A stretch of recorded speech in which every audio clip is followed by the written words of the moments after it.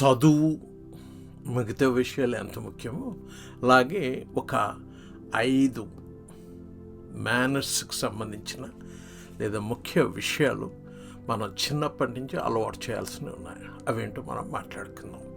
అది చెప్పే ముందు ఈ వీడియో మీకు నచ్చినట్లయితే షేర్ చేయండి.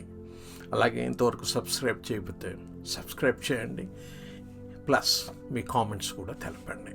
ఇది మరింత మందికి రీచ్ కావడానికి, మమ్మల్ని మరింత బాగా మోటివేట్ చేయడానికి దోహదకారిగా ఉంటుంది. మన విషయానికి వద్దాం. Number 1, respect. ఇతరులకి ఎలా గౌరవం ఇవ్వాలి అనేది number 1 thing you need to teach your child. Number 2, boundaries. వాళ్ళ ఆ బిడ్డకి బ్రదర్ తోటి కానీ, సిస్టర్ తోటి కానీ, ఫాదర్ తోటి, మదర్ తోటి, గ్రాండ్ పేరెంట్స్ తోటి, వాళ్ళ ఫ్రెండ్స్ తోటి, నైబర్ చిల్డ్రన్ తోటి వాళ్ళకి చిన్నప్పటి నుంచి మీకు బౌండరీస్ నేర్పడం చాలా ముఖ్యం. మనం ఎక్కువ మంది ఫెయిల్ అయ్యేది అక్కడనే. ఆ బౌండరీస్ నేర్పక వాళ్ళు పెరిగే కొద్దీ మరిన్ని సమస్యలు, రిలేషన్షిప్ ఇష్యూస్లో ఇబ్బంది పడుతుంటారు. చిన్నప్పటి నుంచి ఆ బౌండరీస్ నేర్పించడం మొదలు పెడితే వాళ్ళ జీవితంలో ఎంతో హ్యాపీగా ఉండగలుగుతారు. Number 3, consequences.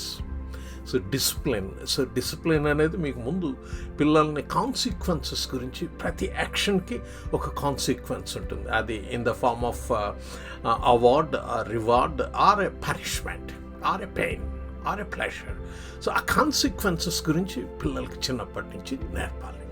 Number 4, manners, how to greet others. ఇవన్నీ మనం చిన్నప్పటి నుంచి కూడా నేర్పాలి. టేబుల్ మేనర్స్ దగ్గర నుంచి, స్కూల్ మేనర్స్ దగ్గర నుంచి, ప్రతిదీ చిన్నప్పటి నుంచి మీరు అలవాటు చేస్తే ఆటోమేటిక్గా వాళ్ళు పెరిగి పెద్ద అయిన తర్వాత అది కంటిన్యూ అయ్యి దానికి ఇంకా వాల్యుయేషన్ చేసుకుంటారు. Number 5, most important thing, how to apologise. ఇది వాళ్ళు ఫాల్స్ ఈగోని ఇటువంటివన్నీ లేకుండా గుడ్ సెల్ఫ్ ఎస్టీమ్ని చిన్నప్పటి నుంచి మీరు నేర్పించగలుగుతారు. ఎందుకంటే ఒకసారి హౌ టు అపాలజైజ్ అనేది నేర్పించినప్పుడు భవిష్యత్తులో వాళ్ళ రిలేషన్షిప్ ఇష్యూస్ రేపు పెరిగి పెద్ద అయిన తర్వాత చాలా మినిమల్ అవుతాయి. ప్లస్ రేపు మీరు ఈ అడల్ట్హుడ్ని దాటి పెద్దవాళ్ళు అయినప్పుడు కూడా మీ చిల్డ్రన్కి చిన్నప్పటి నుంచి మీరు నేర్పినటువంటి ఈ హౌ టు అపాలజైజ్ అనేది మీ రిలేషన్షిప్ బాండింగ్ని చక్కగా వస్తుంది.